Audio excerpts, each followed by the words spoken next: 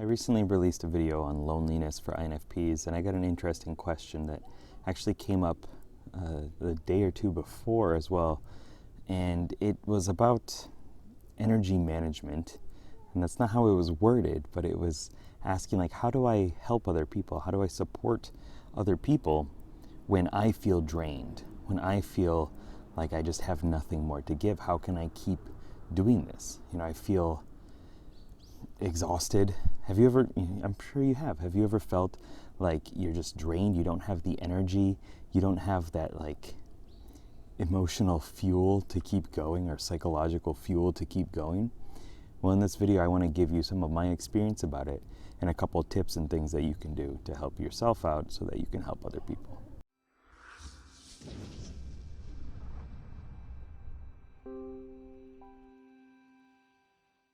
What's up, Game Changer? It's Sherman here from Geek Psychology, helping you find your true character and level it up so you can play life better. So despite the coronavirus going around in Japan, and Tokyo is getting pretty isolated, let's say that, I found a way to get outside. Left my house a little bit. We're just at a park. You can kind of see a little bit over there, yeah. Nothing too fancy to see, but there's nobody here. It's completely empty, which is really strange. Anyway, so thinking about emotional trading, like a lot of the metaphors that we use for emotions are connected to this idea of yourself as a container. Like, I am filled to the brim, right? I am going to explode. Like, it's you housing and holding a lot of these emotions. And those emotions are things that you can trade with other people. And like, he fills me with happiness, right? She fills me with anger, or she siphons my energy. Like, those kind of things are thinking of emotions as fluids or some sort of gas, right? I'm going to burst. I want you to think about the metaphors that you're using and how you think of yourself and what you're trying to do with other people. See, I remember when it was probably like 5 years ago now.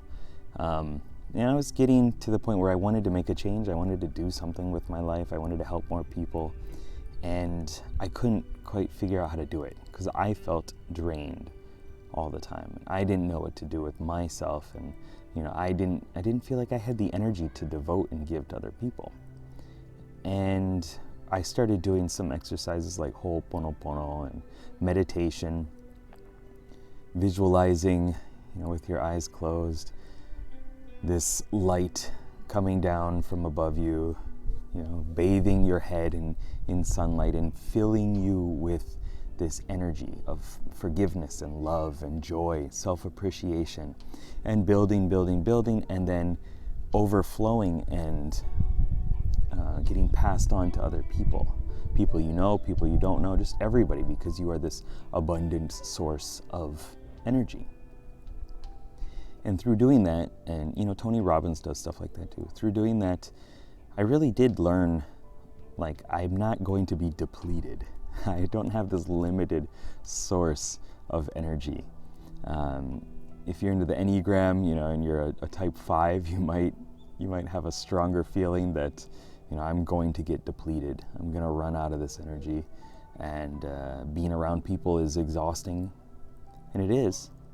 Coming from an introvert, it can be exhausting, and you have to reprocess all this information and everything that's going on in your understanding of the world every time you get new feedback on it, or you ignore it, and that's not good either. Anyway, so I started doing exercises like that daily and practicing gratitude journaling, more incantations and affirmations, which, some people don't like to do. Some people don't really, they feel like they're lying to themselves if they're saying, I am happy, over and over again. One thing you can do is turn it into a process. I am becoming happier and happier. So then you don't feel like you're lying to yourself, and you're still working on becoming something bigger and better. And so filling yourself with this energy over and over again every day, making it a habit, is, in my opinion, how you can internally make a lot of shifts so that you can give more to other people because you have cleared out some of that nastiness from within, and gotten rid of some of the bad energies and brought in more of the good energies and filled that up until you just have more to give, right? So if you don't have some sort of process to imagine filling yourself with energy and expanding your potential and seeing how you impact the world, like overflowing with this love and joy, I really do recommend it. You can look it up online to find ways of doing it. You can write me personally about it, that's fine too. There are tons of different exercises to do that. I suggest you do that. And also, based on personality type, there are some things you can do. So like if you're an FP, an IFP, or an ETJ, you're using resonance, in my terminology, introverted feeling, and for extroverted thinking, strategy, strategizing. So you need to do something to connect to both of those aspects. You need to find a way of tapping into that struggle within, the emotional components within, the feelings, your likes and dislikes, your values. Good way of doing that is through journaling. And also you need to do some sort of strategizing. And depending on your personality type, the balance is going to be a little different, right? For an IFP, you're going to want to do just a little bit of like small tasks, small chunks, little things that you can do. Check them off the list. It feels good. Clean up your house a little bit. It feels good once you do it, not before you start, but after you do it, you're like, I accomplished things today, right? So tapping into both sides of the kind of internal emotional side and the external objective focus side of things, and work on the balance between them. I'm just going to keep going through this kind of quickly. For ITPs and EFJs, you're using introverted thinking and extroverted feeling. Introverted thinking is analysis, and extroverted feeling is unifying or unification. So if you're doing both of these, yes, you need to piece together the system of the world. Like, how are things really like organized? What is the structure of this thing? Like, why does this word mean this one thing? What's the etymology of it? Putting information in its right categories and in the right places. And that takes processing time, and it takes learning, putting yourself in positions where you're learning new things and then piecing them together so that you understand the structure of reality. Obviously, if you're like an ISTP, it's going to be a little different than an INTP, right? ISTP is going to want to get more hands-on with the physical world and engage in the world a little bit more. But it's generally still there, and it's a principle you can follow. And for the unifying or unification component, extroverted feeling, you're going to need to bond with people at some level. For an ITP, it's going to be a little bit more difficult, but finding a way of sharing emotional experiences with other people is really important, to give yourself time to get out of TI, out of introverted thinking just a little bit. Stop analyzing so much and just let that recover, let that work in the background a little bit. And for the EFJs, that's kind of your wheelhouse there, but making more technical sense of the world is something that would help you. Like playing strategy games and whatnot are ways of filling up that energy reserve because you're not constantly combating against it. Hey people. So continuing from there, what are we on? Let's do INJ and ESP. So introverted intuition and extroverted sensing. So introverted intuition is kind of like vision or visioning, right? So you got to find some time to allow your mind to answer novel questions, right? You got to put yourself in some slightly sensory deprivated situations and just let your mind process information and let it go. I'm gonna get hit with the ball. Whee!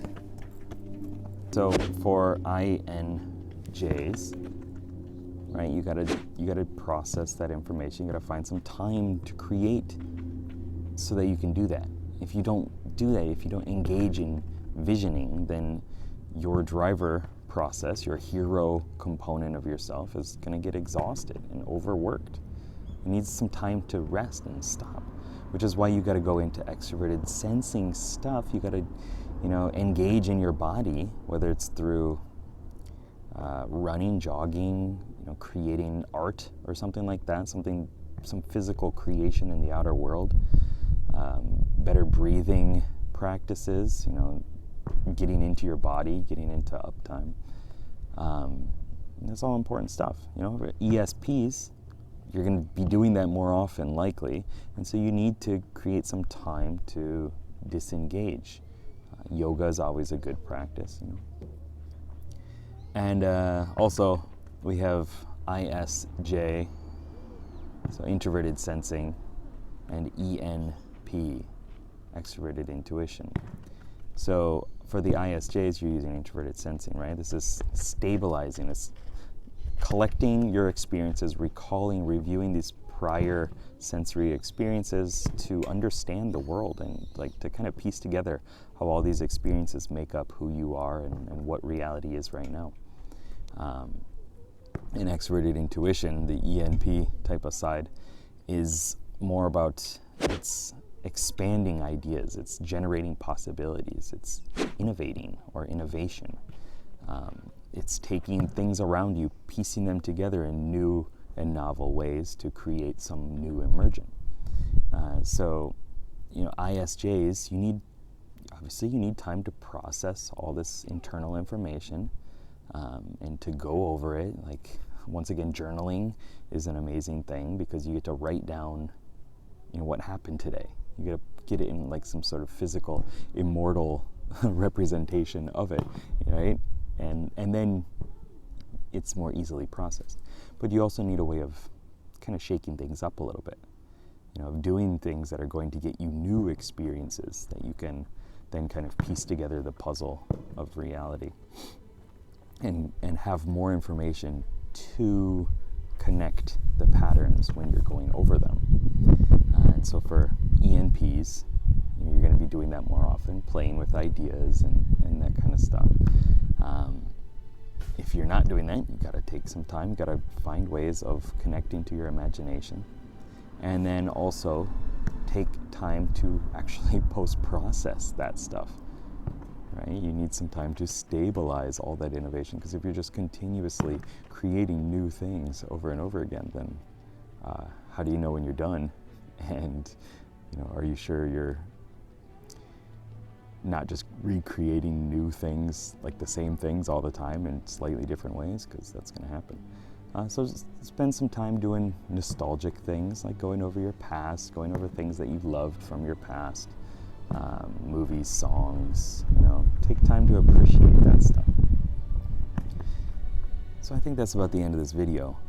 I hope it was helpful. There are those two ways basically that you can do this. One is through imagery and kind of active imagination in some ways, imagine yourself filling and expanding, doing meditation type stuff, whatever your personality type is going to be helpful.